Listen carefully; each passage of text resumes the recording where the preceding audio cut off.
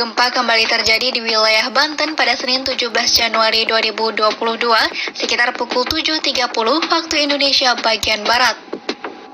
Gempa ini setidaknya dirasakan oleh warga Bintaro, Sukabumi, Cianjur, Bogor, hingga Bandung Barat. Dan sekiranya penduduk negeri beriman dan bertakwa, pasti kami akan melimpahkan kepada mereka berkah dari langit dan bumi. Tetapi ternyata mereka mendustakan ayat-ayat kami. Maka kami siksa mereka sesuai dengan apa yang telah mereka kerjakan. Dan apa saja musibah yang menimpa kamu, maka adalah disebabkan oleh perbuatan tanganmu sendiri. Dan Allah memaafkan sebagian besar dari kesalahan-kesalahanmu. Maka mereka mendustakan Syuaib, lalu mereka ditimpa gempa yang dahsyat, dan jadilah mereka mayat-mayat yang berkelimpangan di tempat-tempat tinggal mereka.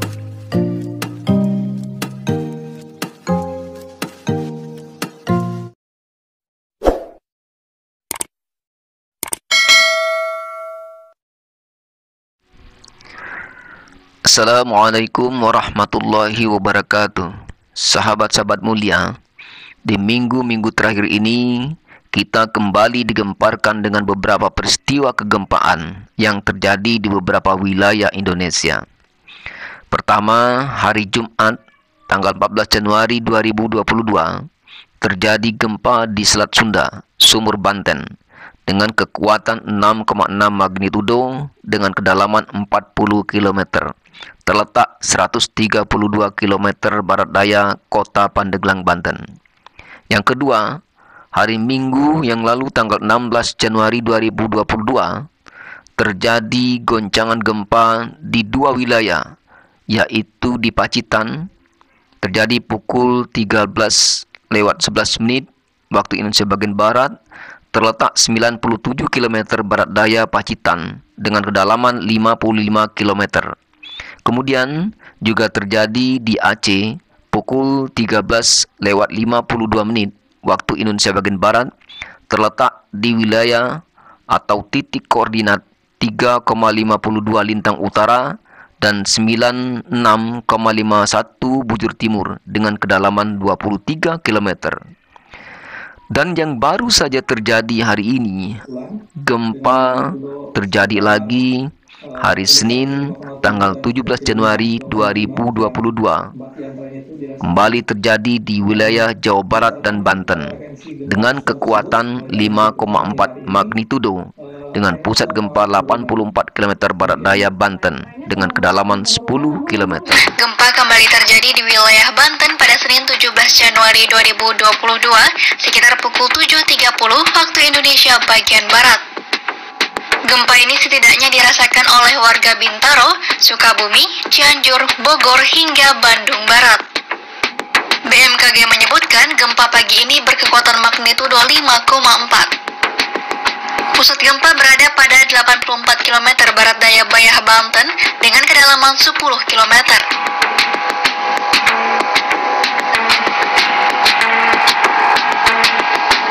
Meski demikian, BMKG menyatakan gempa ini tidak berpotensi tsunami. Namun, masyarakat tetap diminta untuk berhati-hati terhadap gempa susulan yang mungkin terjadi. Sahabat-sahabat mulia, dari beberapa peristiwa kegempaan ini, ada suatu informasi yang sangat penting untuk sahabat-sahabat mulia ketahui dan untuk dicermati.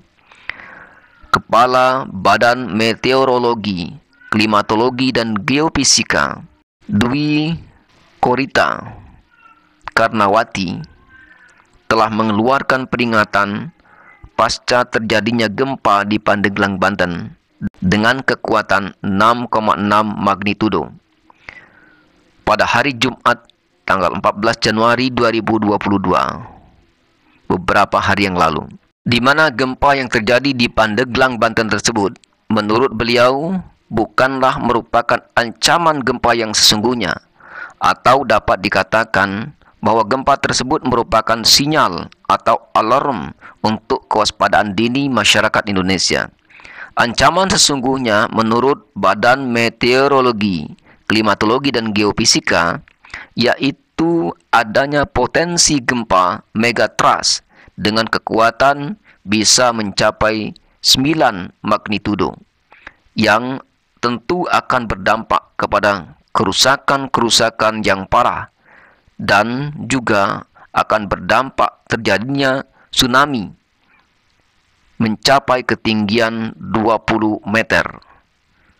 Hal ini diungkapkan oleh Kepala Badan Meteorologi, Klimatologi, dan Geofisika pada kabar petang TV One Minggu 16 Januari 2022 sebagai berikut. Dengan kejadian gempa bumi berkekuatan M6,7 yang diupdate menjadi 6,6 di Samudra Hindia Selatan ujung kulon, Provinsi Banten, kemarin pada tanggal 14 Januari 2022, hal ini merupakan alarm bagi kita semua untuk lebih meningkatkan kewaspadaan, kesiapan adanya potensi gempa megatrust pada zona di sekitar wilayah atau zona tersebut yang dapat mencapai kekuatan 8,8 hingga 9 magnitudonya. Karena gempa atau potensi gempa megatrust ini dapat berpotensi menimbulkan selain kerusakan yang dapat berdampak di wilayah Jawa Barat hingga DKI, Banten, dan juga di wilayah Selat Sunda, Lampung hingga Bengkulu, juga berpotensi menimbulkan tsunami di wilayah selatan Jawa Barat atau selatan Banten hingga ketinggian dapat mencapai 20 meter. Sahabat-sahabat mulia, konten video serta pernyataan Kepala BMKG ini tentu bukanlah suatu yang bermaksud untuk menakut-nakuti masyarakat atau membuat masyarakat menjadi takut, tetapi ini merupakan suatu informasi yang perlu disikapi dan dicermati dengan baik untuk membuat kewaspadaan atau sikap lebih awal atau lebih dini, sehingga nantinya masyarakat bisa mengantisipasi dan menyikapi jika terjadi ataupun tidak terjadi dengan baik, dengan bijak, sesuai dengan petunjuk arahan baik dari pemerintah maupun petunjuk arahan secara agama. Sahabat-sahabat mulia, bagaimana seharusnya kita menyikapi potensi gempa megatrust ini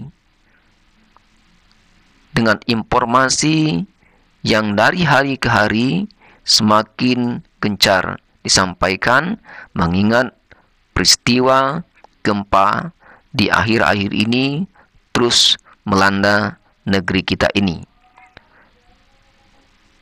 Sahabat-sahabat mulia, jika sahabat-sahabat mulia merupakan seorang muslim, maka sikap yang harus diambil yang pertama adalah sahabat-sahabat mulia perlu memahami bahwa peristiwa terjadinya gempa dari perspektif agama Islam dapat dipandang dari dua sisi utama, yaitu satu sebagai ujian atau cobaan ataupun teguran, dan yang kedua merupakan suatu azab atau balasan apa-apa yang telah kita lakukan atau kita perbuat. Maka mereka mendustakan Syuaib, lalu mereka ditimpa gempa yang dahsyat, dan jadilah mereka mayat-mayat yang berkelimpangan di tempat-tempat tinggal mereka. Surat Al-Ankabut ayat 37. Sahabat-sahabat mulia, kedua hal ini kita tidak akan pernah tahu apakah gempa ini merupakan ujian, cobaan atau teguran, atau juga merupakan suatu azab atau balasan dari Allah Subhanahu wa taala telah dari apa yang telah kita perbuat atau yang telah kita lakukan, kita tidak pernah tahu. Yang pasti, setiap musibah apapun yang ditimpakan Allah Subhanahu wa Ta'ala kepada kita, termasuk gempa bumi ini, adalah lantaran karena kesalahan kita sendiri. Sebagaimana Allah Subhanahu wa Ta'ala berfirman, apa saja nikmat yang kamu peroleh adalah dari Allah, dan apa saja bencana yang menimpamu, maka dari kesalahan dirimu sendiri. Kami mengutusmu menjadi rasul kepada segenap manusia, dan cukuplah Allah menjadi saksi. Quran Surat An-Nisa ayat 79. Oleh karena itu, sahabat-sahabat mulia, sikap bijak yang sebaiknya kita lakukan adalah segera meminta maaf, beristighfar, dan kemudian bertaubat kepada Allah Subhanahu wa Ta'ala dengan memperbanyak zikir dan terus meningkatkan keimanan dan ketakwaan kepada Allah Subhanahu wa Ta'ala.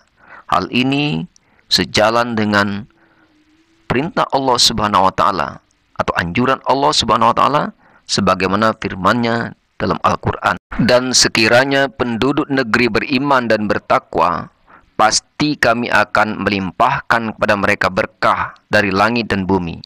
Tetapi ternyata mereka mendustakan ayat-ayat kami, maka kami siksa mereka sesuai dengan apa yang telah mereka kerjakan. Quran Surat Al-A'raf ayat 96. Kemudian, sebagai seorang muslim, setelah kita bertobat, berzikir, beristighfar pada Allah Subhanahu wa Ta'ala, maka kita lanjutkan dengan berdoa sebagaimana Nabi Muhammad SAW mengajarkan kepada kita ketika terjadi gempa, maka bacalah doa berikut ini.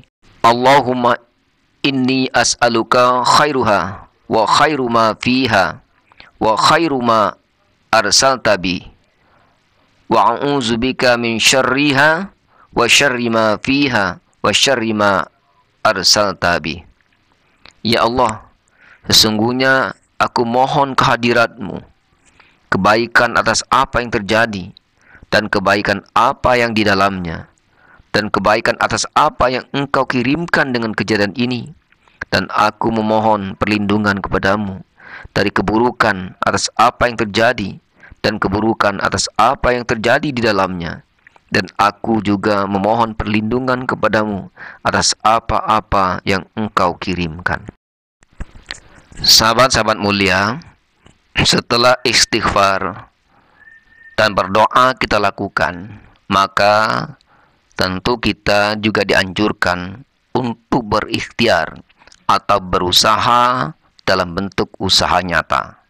Innallaha la yughayyiru ma fi qaum hatta yughayyiru ma bi anfusihim. Sesungguhnya Allah tidak akan mengubah keadaan suatu kaum sampai mereka mau mengubah apa yang ada pada diri mereka sendiri. Maka ketika gempa terjadi, baik megatrust ataupun gempa bumi biasa, lakukanlah hal-hal sebagai berikut. Jika sahabat mulia berada dalam bangunan, lindungi badan dan kepala dari runtuhan bangunan dengan bersembunyi di bawah meja. Cari tempat yang paling aman dari runtuhan dan goncangan. Lari keluar apabila masih dapat dilakukan. Jika sahabat-sahabat mulia berada di luar bangunan atau area terbuka, menghindar dari bangunan yang ada di sekitar Anda, seperti gedung, tiang listrik, pohon. Perhatikan tempat Anda berpijak. Hindari apabila terjadi rekahan tanah. Jika sahabat-sahabat mulia sedang mengendarai mobil, keluar, turun dan menjauh dari mobil. Hindari jika terjadi pergeseran. Jika sahabat-sahabat mulia tinggal atau berada di pantai, segeralah jauhi pantai untuk menghindari bahaya tsunami. Jika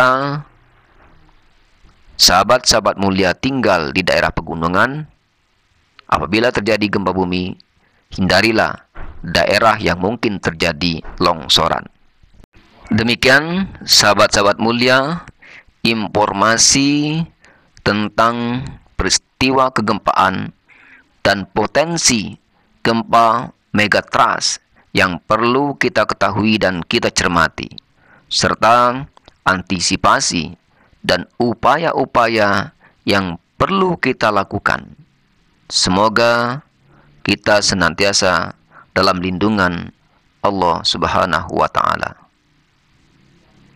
Sahabat-sahabat mulia, jangan lupa untuk subscribe, like, comment, and share.